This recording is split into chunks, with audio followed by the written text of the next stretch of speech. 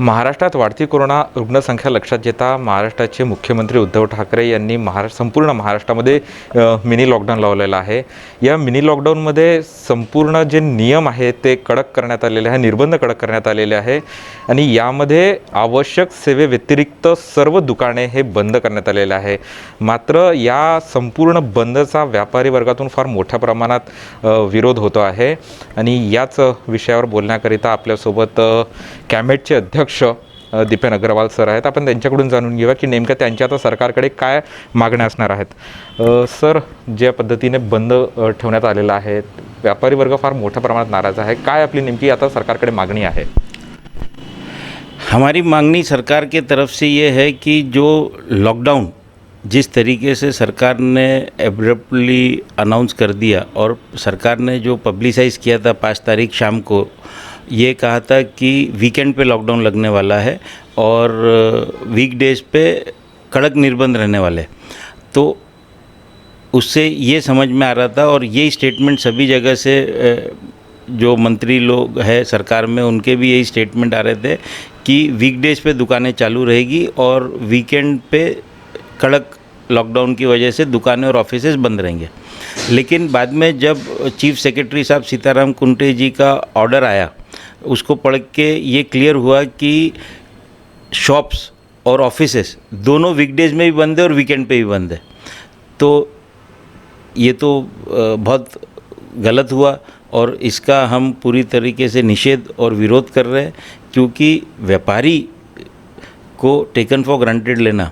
अभी मैं आपको ये बताता हूँ कि मुख्यमंत्री जी ने CII इंडस्ट्रीज़ में उदय कोटक जी के साथ जूम मीटिंग किया 5 तारीख को लॉकडाउन लगाने के अनाउंस करने के पहले, और कुछ बिल्डरों के साथ मीटिंग किया और कुछ सिनेमा स्टार के साथ मीटिंग किया और ये तीनों सेक्टर खोल दिए उन्होंने। तो व्यापारी को क्या समझ रहे हैं? व्यापारी क्या इकोनॉमी व्हील का हिस्सा नहीं है क्या? व्यापारी बैकबोन है, व्यापारी एक्सेल है ये इकोनॉमी ड्राइव का, और अगर व्यापारी ठीक नहीं रहेगा तो इकोनॉमी कभी ठीक नहीं रहेगी। और जिस तरीके से, मतलब जी मैं तरीका इसलिए बोलता हूँ बार बार कि बगैर कोई रिलीफ मेजर के, बगैर कोई कंपनसेशन अनाउंस किए, व्यापारी उनके स्टाफ, उनके वर्कर के बारे में, उनके परिवार के बारे में सोचे बगैर दुकानें बंद करा देना ये अच्छी बात नहीं है। और व्यापारी को इतने सारे प्रॉब्लम्स है, टैक्स है, रेंट है, इंटरेस्ट है और सैलरी है, वेजेस है, ये सब चीज़ों का व्यापारी कहाँ से भरपाई करेगा? तो इस वजह से हमारी सरकार से मांगनी है कि सरकार जल्द से जल्द इसके ऊपर विचार करे। और ये जो गलतफहमी है सरकार को कि दुकानों से कोरोना आता है, ये एकदम गलत बात है।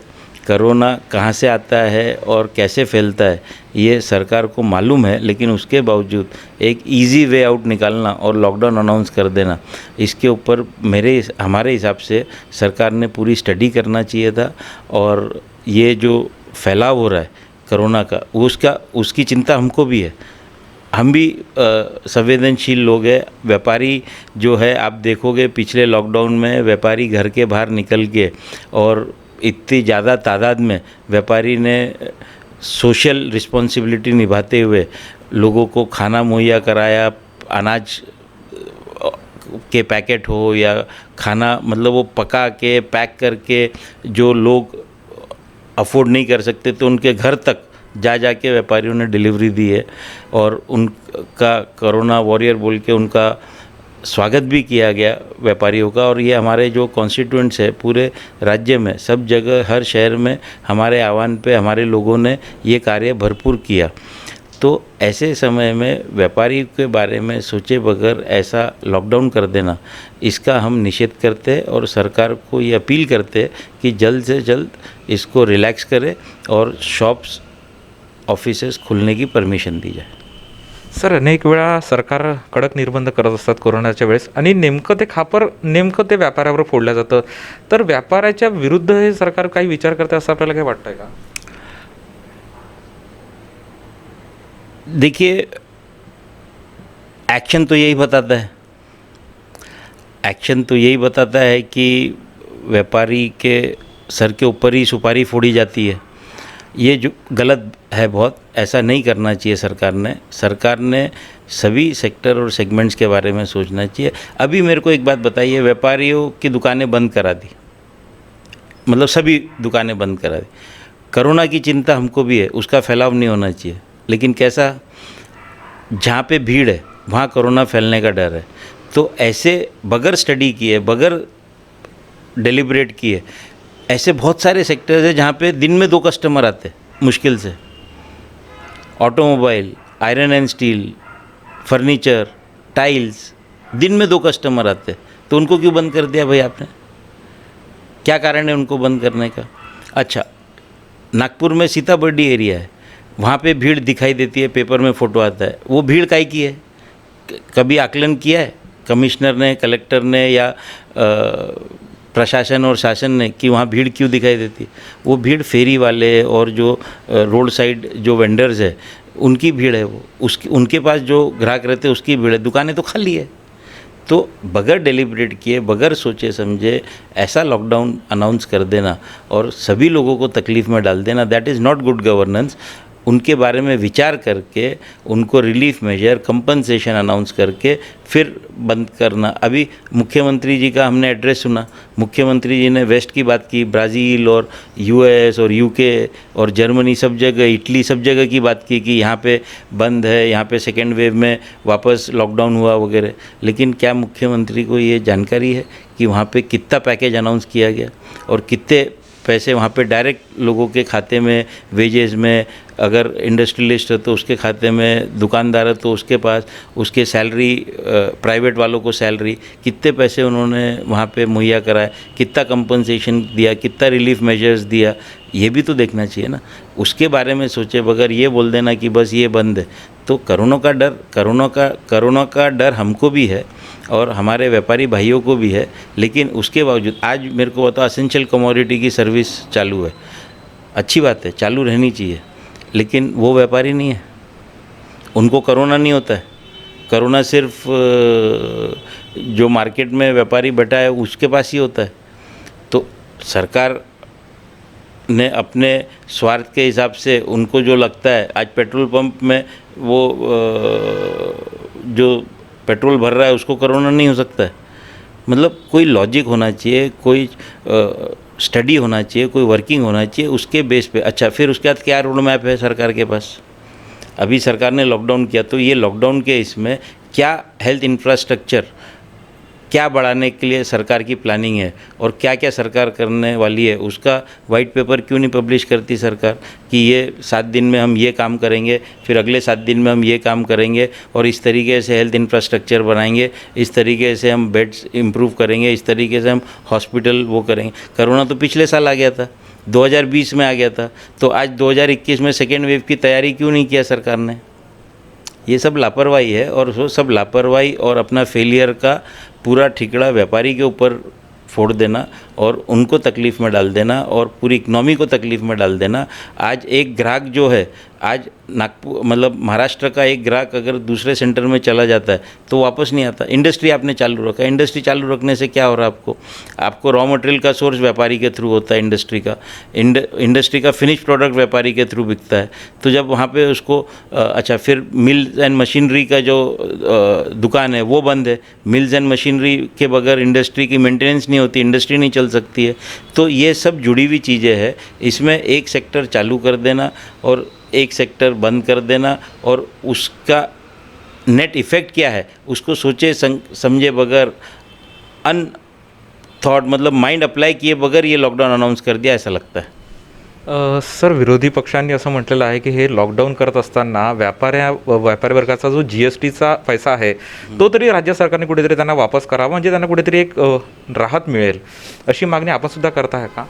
हाँ, हमारी तो ये मांगनी थी कि अगर कोई भी किसी भी प्रकार से कोई भी सेगमेंट और सेक्टर को बंद करने की बात अगर सरकार करती है तो उसके बारे में उसको किस तरीके से कंपनसेट किया जाएगा और क्या रिलीफ मेजर दिया जाएगा, उसके बारे में विचार किए बगैर, उसको अनाउंस किए बगैर उस सेगमेंट को, उस सेक्टर को बंद नहीं करना चाहिए। जैसे आज रेस्टोरेंट बंद है, तो रेस्टोरेंट वाला कैसे अपने खर्चे निकालेगा, कैसे वो अब सर्वाइव करेगा, उसका स्टाफ कैसे सर्वाइव करेगा, और स्टाफ की फैमिली कैसे सर्वाइव करेगी, वो कैसे पगार देगा, उनको पगार मिलेगी कैसे। तो अच्छा, छोटे छोटे दुकानदार रहते हैं, छोटी मतलब पान वाले रहते हैं, चाय वाले रहते, सब बंद है। तो ये उनके बारे में सोचे बगैर, उनको रिलीफ दिए बगैर, अब वो रिलीफ किसी भी माध्यम से हो सकता है, बिजली बिल माफ़ हो, इंटरेस्ट में सब्सिडी हो, या जीएसटी का जो है वो 3 महीने 6 महीने का जीएसटी तुम रख लो, तुमको सरकार को देने की ज़रूरत नहीं है, इस तरीके का हो। जीएसटी की लाइबिलिटी रिड्यूस करने को, कम से कम जीएसटी का जो स्टेट का शेयर है उतना माफ़ कर सकते, जीएसटी का स्टेट का शेयर है उतना माफ़ कर सकते। तो इस तरीके से कई प्रॉपर्टी टैक्स की माफ़ी हो, आज रेंट है, कॉरपोरेशन के इतने दुकान है, अगर कोई कॉरपोरेशन का लीज होल्डर है तो उसका रेंट माफ़ करो। तो इस तरीके से अगर कुछ विचार करे और कुछ देना चाहे सरकार, तो काफ़ी चीज़ें हो सकती है, लेकिन विचार किए बगैर सिर्फ अनाउंस कर देना तो ये गलत है। सर, नागपुरात आज मोठ्या प्रमाणात विरोध करण्यात आलेला लॉकडाऊनला, आपली सुद्धा काही मागणी आहे का, काही आपण अल्टिमेटम सरकारला देत आहे का? कल रात में हमारी 10 बजे पूरे महाराष्ट्र के व्यापारियों की जूम मीटिंग हुई, जिसमें हर डिस्ट्रिक्ट के, मतलब अकोला, अमरावती, यवतमाल, चंद्रपुर, कोल्हापुर, शोलापुर, औरंगाबाद, हर डिस्ट्रिक्ट के रिप्रेजेंटेटिव उस मीटिंग में थे। और काफ़ी डिटेल में चर्चा करने के बाद हम इस नतीजे पे पहुँचे हैं, और हमने ये डिसाइड किया है कि सरकार को 72 घंटे का टाइम दिया जाता है। 72 घंटे में अगर सरकार ने ये लॉकडाउन शॉप्स और ऑफिसेस के बंद का विड्रॉ नहीं किया, तो ये 8 तारीख को शाम में ये समय इनका 72 घंटे हो जाएंगे। 72 घंटे में अगर ये निर्णय नहीं हुआ तो 8 तारीख रात को हम सब व्यापारी भाई कोई कड़ा निर्णय लेके सरकार के खिलाफ खड़े होने के अलावा हमारा कोई चारा नहीं रहेगा। और उसमें non cooperation movement with the government, state government and administration, ये भी हो सकता है। मतलब इसकी विचार जो है वो 8 तारीख को रात में की जाएगी, अगर शाम तक के ये विड्रॉ नहीं किया गया बंद तो। तर एकंदरीतच राज्य सरकारने मिनी लॉकडाऊन करताना व्यापारी वर्गाचा कुठेच विचार केला नाही आहे किंवा व्यापारी वर्गाला कुठलीही मदत न देता हे मिनी लॉकडाऊन करण्यात आलेलं आहे। आणि यांनी सरकारला अल्टिमेटम दिलेलं आहे की 72 तासाच्या आतमध्ये जर आपण या मिनी लॉकडाऊन संदर्भात काही शिथिलता दिली नाही तर 8 तारखेला ते एक काही मोठा निर्णय घेतील, असं सुद्धा यावेळेस दीपेन अग्रवाल यांनी सांगितलेलं आहे। कॅमेरामॅन विकास जुनेसोबत अंकित डाफ, विदर्भ टीव्ही, नागपूर।